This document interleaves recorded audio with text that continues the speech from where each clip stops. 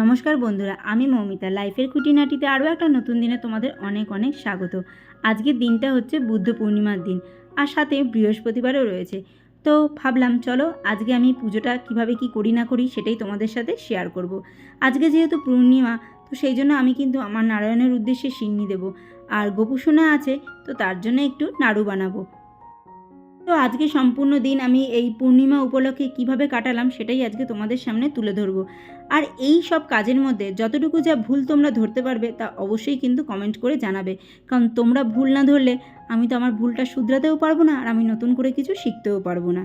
তো দেখো, এখানে আমি কিন্তু ঠাকুর সমস্ত স্নান টান করিয়ে নিয়েছি, চন্দন ঘষে সবাইকে চন্দনের টিপ পরিয়ে দিয়েছি, গোপুসোনাকেও স্নান টান করে একটা জামা পরিয়ে দিয়েছি, নতুন জামা পরাইনি, পুরনো জামাই পরিয়েছি। আর এখানে মালা দিয়ে দিচ্ছি, রাধাকৃষ্ণের গলায় একসাথেই একটা মালা দিলাম, আর ভাবলাম লক্ষ্মীনারায়ণের গলাতেও একসাথেই একটা মালা দিই। কর্তামশাই একটা মালা হিসেবে কম নিয়ে এসছে, তো সেটা করতে গিয়ে দেখলাম যে না, লক্ষ্মীনারায়ণের গলায় একসাথে মালাটা ঠিক ভালো লাগছে না। তো সেই জন্য সেটাকে আবার খুলে আবার দুটো আলাদা আলাদা করে মালা করে নিলাম। রজনীগন্ধার এই মালাগুলো না একটু বড় বড়ই ছিল, তো দেখবে দুটোকে যখন আমি অর্ধেক করে করছি তখন বেশ বড় বড়ই হচ্ছে, আর আমার ঠাকুরগুলো ছোট ছোট তো সম্পূর্ণটা এসেও যাচ্ছে। দেখো নারায়ণের গলায় কত বড় লাগছে মালাটা। যে কোনো একটি অনুষ্ঠান পড়লেই ফুলের দাম এত বাড়িয়ে দেয়, সে তোমাদেরকে কি বলবো। আমাদের এখানে ফুলের দাম মাত্রা অতিরিক্ত বাড়িয়ে দেয় একটু কিছু অনুষ্ঠানে ছুতো পেলেই, কিন্তু কি করা যাবে, সময় বিশেষে একটু ফুল মালা দিয়ে পুজো দিতেও তো ভালো লাগে, তাই না?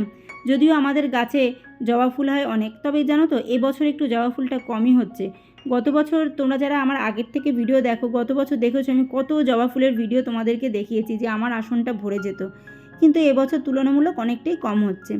তো যাই হোক, দেখো এখানে একটা বুদ্ধ আছে, তোমরা অনেকেই জানো এই জায়গাটা আমি একটা বুদ্ধ রেখেছি, অনেক দিন ধরেই আছে। তো সেই বুদ্ধর গলায় একটা মালা পরিয়ে দিলাম। দেখো বুদ্ধ পূর্ণিমার বুদ্ধ স্পেশাল কী কী করতে হয় না হয় সমস্ত নিয়ম আমার জানা নেই, তো সেই কারণে আমার মন থেকে যতটুকু যা চায় আমি ততটুকুই আর কি করেছি। তো এই যে দেখো অনেক জবা ফুল ফুটেছে আজকে আমার গাছে, আর এইদিকে তো সমস্ত কেনা ফুলগুলো রয়েছে। তো আজকে আবার বৃহস্পতিবারও, তো সেই জন্য অনেকই ফুল আনা হয়েছে। আর এই হচ্ছে আমার ত্রিশূল। এই ত্রিশূলে প্রতিদিনই 3টে করে লাল জবা আর বেলপাতা দিতে হয়, তো এটা আমরা সবসময় করে থাকি। আর পূর্ণিমাতে এই ত্রিশূলে একটা পৈতে আছে, সেটা পাল্টাতে হয়, আর তেল সিঁদুর শনি মঙ্গলবারে দিতে হয়। কিন্তু সত্যি বলতে এই যে পূর্ণিমার যে পুজোটা দেখছো, আমি পৈতেটা পাল্টাতেই ভুলে গেছি যখন, কিছু আর করার নেই, নেক্সট আবার পূর্ণিমাতে পাল্টে দেবো। তো চলো মা লক্ষ্মীর ঘরটা একটু সুন্দর করে সাজিয়ে নিই। তোমাদেরকে তো আমি বলি মা লক্ষ্মীর ঘর সাজাতে কিন্তু আমার ভীষণ ভালো লাগে।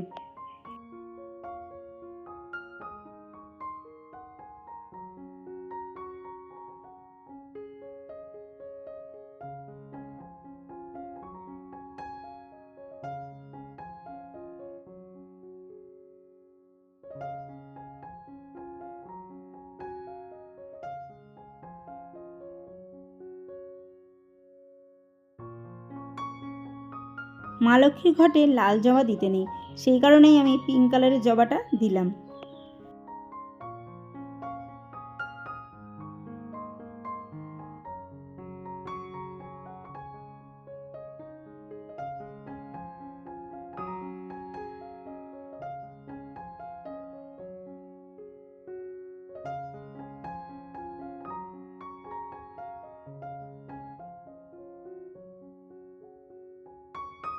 আমার বাড়ির নিত্য পুজো এখন বেশিরভাগটাই কর্তামশাই দিয়ে থাকে, আর বিশেষ বিশেষ দিনগুলোতে আমি দিই। সত্যি বলতে সংসারের যে কাজকর্ম আছে সমস্ত কিছু করে উঠে না আমি আর টাইম পাই না, ততক্ষণে আর কি অনেকটাই বেলা হয়ে যায়, খাওয়ার সময় হয়ে যায়, তো সেই কারণে দিয়ে উঠতে পারি না। কিন্তু বিশেষ দিনগুলোতে যতই সময় লাগুক না কেন চেষ্টা করি একটু পরিপাটি করে সুন্দর করে মনের মতো করে পুজো দেওয়ার। তো এখন এখানে নারকেলটা কুড়িয়ে নেব। এই নারকেলটা না গোবরডাঙ্গা থেকে নিয়ে এসেছিলাম আমার মামা বাড়ি থেকে। তো নারকেলটা কিছুতেই আর কি খাওয়া দাওয়া হচ্ছিল না, পড়েই রয়েছে। ভাগ্যিস পূর্ণিমাটাও পড়ে গেছে এর মধ্যে। তো ভাবলাম চলো গোপুসোনার জন্য একটু নাড়ু বানিয়ে দিই, গোপুসোনারও খাওয়া হয়ে যাবে, তার সাথে প্রসাদ হিসেবে আমরাও তো খেয়ে নিতে পারবো। তো সেই কারণে নাড়ুটাই করে নিচ্ছি। আধা নারকেল দিয়ে নাড়ু করেছি, আর আধা নারকেলটা দিয়ে সিন্নিতে দিয়েছি।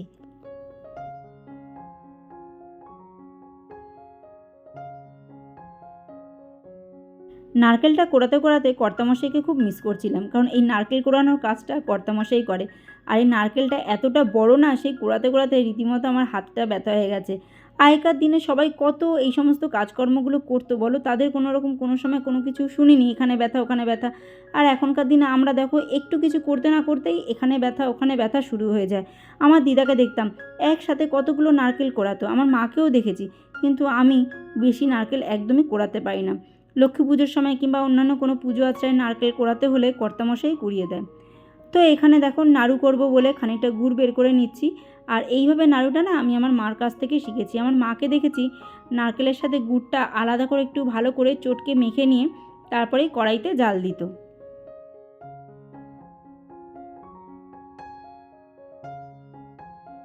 আমার কাছেও এই পদ্ধতিটা খুব সহজ মনে হয় একটু তাড়াতাড়ি হয়ে যাচ্ছে। তো সেই জন্য আমিও গুড় আর নারকেল একসাথে মেখে ভালো করে কড়াইতে জালে বসাই।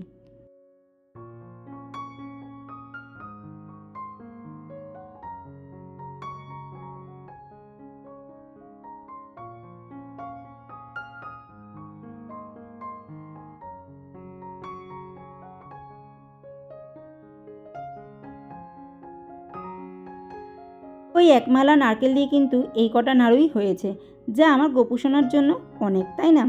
এখন দেখো বসে পড়েছি সিন্নি করব বলে। এখানে আটা রয়েছে, গুড়টা বের করে নিচ্ছি, নারকেলটা তো তোমরা দেখলেই আমি কুড়িয়ে নিয়েছি। তো আর এখানে কলা রাখা রয়েছে, এই দিয়েই হবে আজকে নারায়ণের সিন্নি।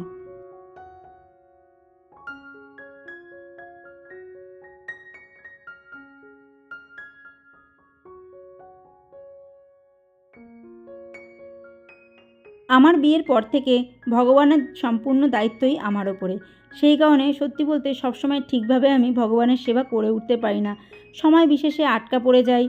এছাড়া মেয়ের পড়া আছে, মেয়ের বিভিন্ন অ্যাক্টিভিটি আছে, সেইগুলোর সাথে থাকতে গিয়ে সত্যি বলতে আগের মতো সেইভাবে আমি এই পূর্ণিমার উপোস টুপোসগুলো করতে পারি না। যখন সময় সুযোগ সুবিধা হয় যে না আজকে করতে পারবো তখনই করি। ওই বাঁধা ধরা পূর্ণিমা আমাকে উপোস করতেই হবে, এইভাবে এখন আর করে উঠতে পারি না। আমার মন যখন বলে যে না আজকের দিনটা আমি পারবো করতে, আমার কোনো তাড়া নেই, কোনো কিছু নেই, আমি সেইভাবেই করি।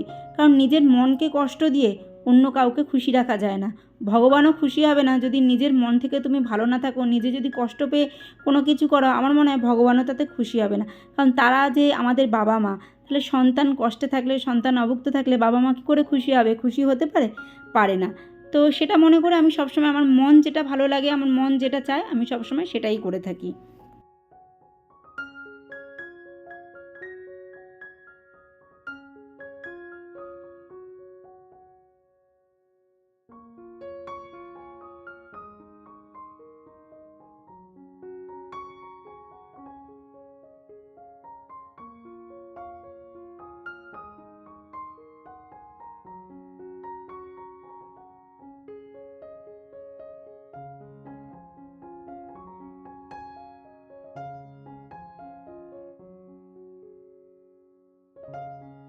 হাত দিয়ে মাখাচ্ছি বলে হয়তো অনেকেই অন্যরকম ভাববে, কিন্তু কিছু করার নেই ভাই।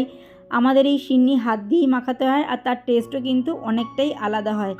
এই সিন্নি যারা খায়, যারা ভালোবাসে তারাই মানে বলতে পারবে এর স্বাদটা কতটা সুন্দর হয়। আর এই হাতে মেখে সিন্নির স্বাদই কিন্তু আলাদা হয়। তো এখানে আমার সিন্নিটাও মোটামুটি রেডি হয়ে গেছে, ওদিকে নাড়ুটাও রেডি হয়ে গেছে। আর তার আগে তো আমি ঠাকুরের আসনে ওইদিকে ফুল টুল সমস্ত কিছু দিয়ে সাজিয়ে গুছিয়ে রেডি করে এসেছি। আর এই সিন্নি আর নাড়ুটা করার পরে আমি একটু ফলও কেটে নিয়েছিলাম। এখানে 3 রকমের ফল আছে, পেয়ারা আছে, আপেল আছে, শসা আছে। প্রতিদিনের যে নিত্য পুজো হয় সেই পুজো অনুযায়ী আমি প্রতিটা বাটায় একটা একটা করে আপেল, শসা আর পেয়ারা দিয়ে দিলাম।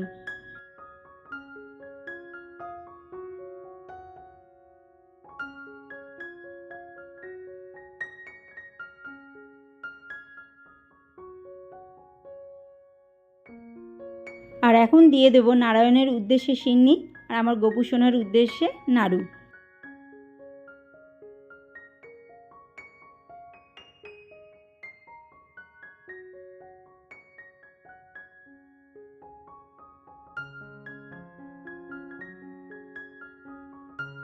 যে কোনো প্রসাদে এই তুলসী পাতা কিন্তু মাস্ট, কারণ তুলসী পাতা ছাড়া কোনো প্রসাদ কিন্তু প্রসাদ হয় না, শুদ্ধ হয় না।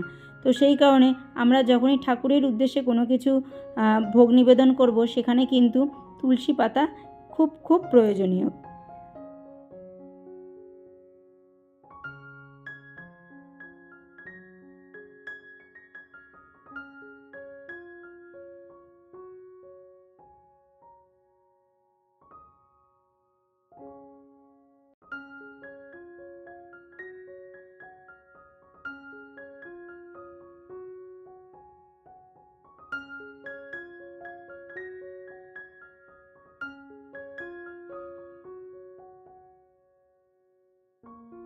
বুদ্ধ পূর্ণিমা তেমন একটা নিয়ম তো জানি না, তো সেই জন্য বুদ্ধটাকে একটুখানি ফুল দিয়ে সাজিয়ে তার সামনে একটু ধূপ দ্বীপ জ্বালিয়ে দিলাম।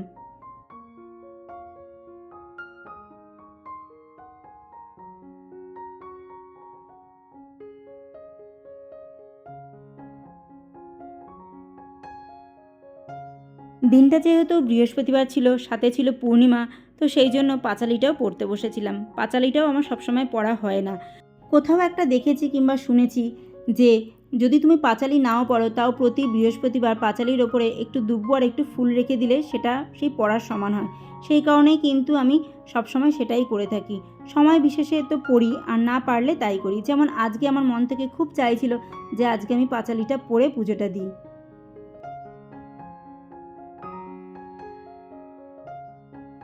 তো এইদিকে আমার পুজো টুজো দেওয়া কমপ্লিট হয়ে গেছে। আমি এদিকে রান্নার কাজে লেগে পড়েছি, আর কর্তামশাই একটা ফ্যান কিনে নিয়ে এসেছে।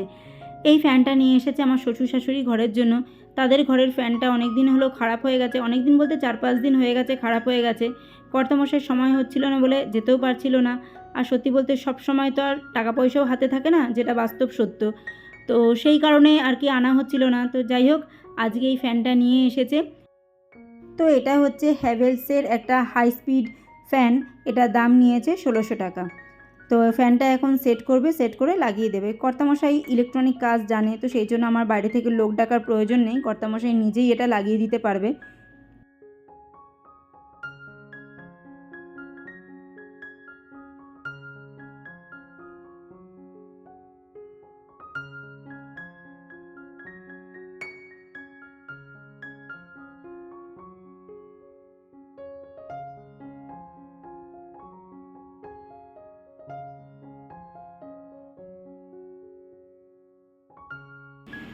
তো চলো রান্নাঘরের পরিস্থিতি একবার দেখিয়ে দিয়ে। এই দেখো, এখানে মোটামুটি সব পরিষ্কার। এই যে বেসিনে এই বাসন কটা ছিল। আওয়াজ পাচ্ছ তোমরা? কোন ডালে কোন পাখি বসে আছে কে জানে, মাঝে মাঝে খুঁজেও পাই না আমি। শুনতে পেলে? তো এইদিকে বাসন আমার মাজা হয়ে গেছে। আর এদিকে কি রান্না করেছি দেখিয়ে দিই একবার। এই যে এখানে করেছি হচ্ছে ভেন্ডি ভাজা, এতে ভাত রয়েছে, আর এখানে করেছি সবজি দিয়ে মুগ ডাল। আর সেদিনে দেখো কত টিফিন বক্স বেরিয়েছে। সেদিন যে ওই যে ওরা খাবার দিয়ে গেছে, সেই টিফিন বক্সগুলো ধুয়ে মেজে রেখে দিয়েছি, কখনো কোনো কাজে লাগবে।